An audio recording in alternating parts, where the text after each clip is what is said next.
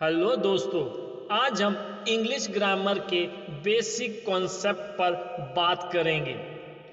Tense शुरू करने से पहले हमें ग्रामर की बुनियादी जानकारी होना बहुत ज़रूरी है।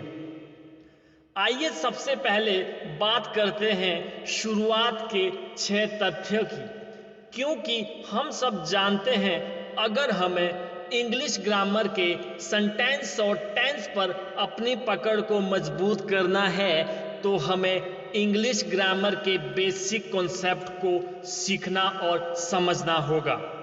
आइए आज इंग्लिश ग्रामर के बेसिक से शुरू करते हैं और लेसन नंबर 1 से शुरू करते हैं। क्या आप जानते हैं अंग्रेजी भाषा में कितने अल्फ़ाबेट होते हैं? How many alphabet is there in English language? Second, अंग्रेजी भाषा में कितने स्वर है? How many vowels there in English language? Number third, अंग्रेजी भाषा में कितने व्यंजन होते हैं? How many consonant there in English language?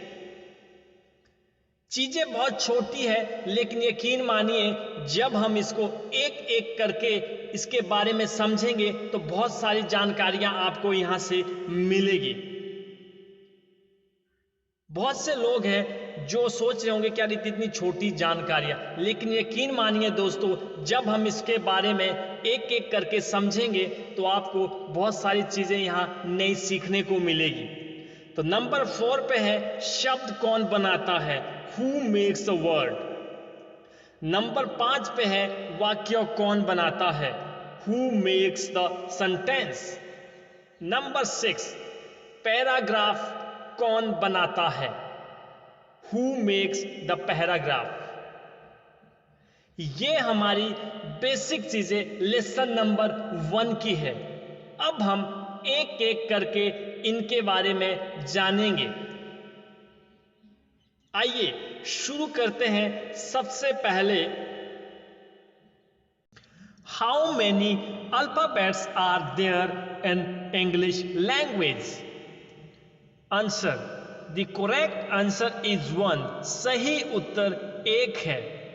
English में अल्फाबेट 1 होता है और लेटर्स 26 होते हैं। लेटर्स के समूह को अल्फाबेट कहा जाता है। जिस प्रकार हिंदी में अक्षरों के समूह को वर्णमाला कहा जाता है, उसी प्रकार अंग्रेजी में लेटर्स के समूह को अल्फाबेट कहा जाता है। अल्फाबेट का मतलब हिंदी में भी वर्णमाला होता है। Alphabet, a set of letters in a fixed order that you use when you are writing a language. There are 26 letters in the English alphabet.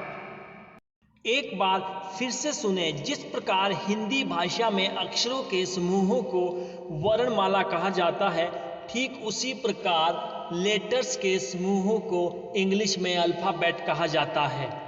Alphabet, a set of letters in a fixed order that you use when you are writing a language. There are 26 letters in the English language and 1 alphabet. Second question is, how many vowels are there in English language? Answer, there are 5 vowels, 5 स्वर होते हैं। A, E, I, O, U। इससे सुनिए, how many vowels are there in English language? Answer, there are 5 vowels, 5 स्वर होते हैं अंग्रेजी भाषा में। A, E, I, O, U। Question number 3, how many consonants are there in English language? Answer, there are 21 consonants in English language। 21 व्यंजन होते हैं अंग्रेजी भाषा में। इस प्रकार है B, C, D, F, G, H, J, K, L, M, N, P, Q, R, S, T, V, W, X, Y, Z। ये सभी 21 कॉन्सोनेंट है, यानी 21 व्यंजन है। अंग्रेजी भाषा के अंदर। Question number 4, who makes the word? शब्द कौन बनाता है? अंग्रेजी भाषा में शब्द यानी वर्ड किसको मिलके बनता है? Answer, word consist of letter. Letter से मिलके शब्द बनता है। एग्जाम्पल्स, उदाहरण, G plus O equal to go. G और O को जोड़ के गो बनता है, यानी G एक लेटर है और O भी एक लेटर है, दोनों को जोड़कर गो बनता है और गो का मतलब होता है जाना। दूसरा हमारा एग्जाम्पल यानी उदाहरण है मॉर्निंग। M एक लेटर है, O एक लेटर है, R एक लेटर है, N एक लेटर है, I एक लेटर है, N एक लेटर है, G एक लेटर है, सबको मिला के मॉर्निंग बनता है जो कि एक वर्ड है। इस प्रकार लेटर मिलके वर्ड बनाते हैं। Question number 5, who makes the sentence? वाक्य कौन बनाता है? Answer, sentence consist of word. वाक्य शब्द से मिलकर बनते हैं। Example, he plus is plus Ram, मतलब ही इज राम, वह राम है।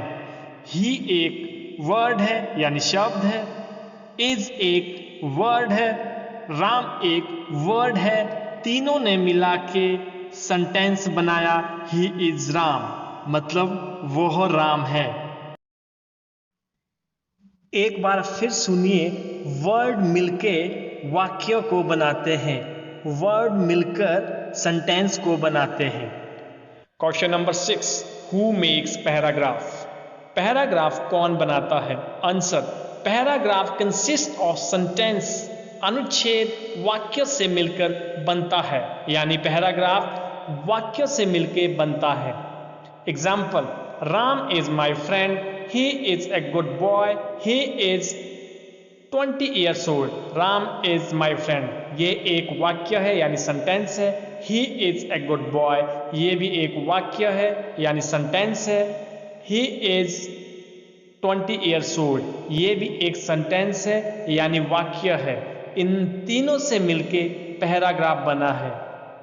तो पैराग्राफ में बहुत से सेंटेंस हो सकते हैं, कम हो सकते हैं, ज्यादा हो सकते हैं, लेकिन सेंटेंस से मिलके पैराग्राफ बनता है। और पैराग्राफ के अंदर सेंटेंस होते हैं, वर्ड होते हैं, लेटर होते हैं, लेटर से मिलके वर्ड बनता है, वर्ड से मिलके सेंटेंस बनता है, सेंटेंस से मिलके पैराग्राफ बनता है।